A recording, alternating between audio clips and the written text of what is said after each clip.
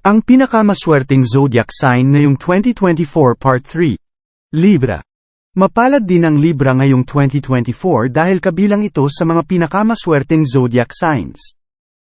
Ang mga individual ay may likas na kagandahan at biyaya at makakaranas ng isang taon na puno ng mga paborableng pagkakataon at puno ng kaperahan.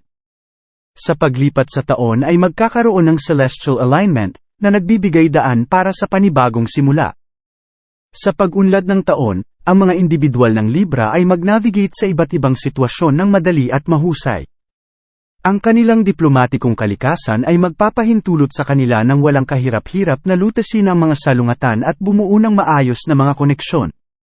Bukod pa rito, sa kanilang mga relasyon, ang Libra ay makakaranas ng surge of love at affection, pagpapalaganap ng mas malalim na mga bono at paglikha ng isang pakiramdam ng pagkakaisa.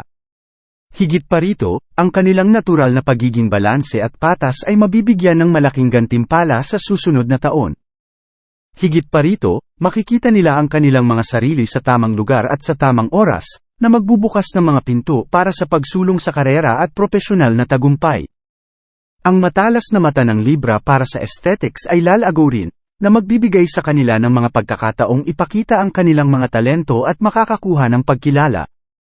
Sa kanilang likas na kakayahang makita ang magkabilang panig ng isang sitwasyon, ang mga individual ay gagawa ng matalinong mga pagpapasya at maiiwasan ang mga hindi kinakailangang pagpapasya.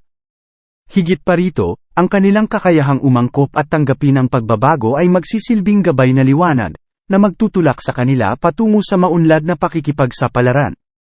Kaya naman, ang swerte ng Libra ay magniningning, habang walang kahirap-hirap silang humaharap sa mga hamon ng buhay at sinasamantala ang bawat mapalad na pagkakataong dumarating sa kanila.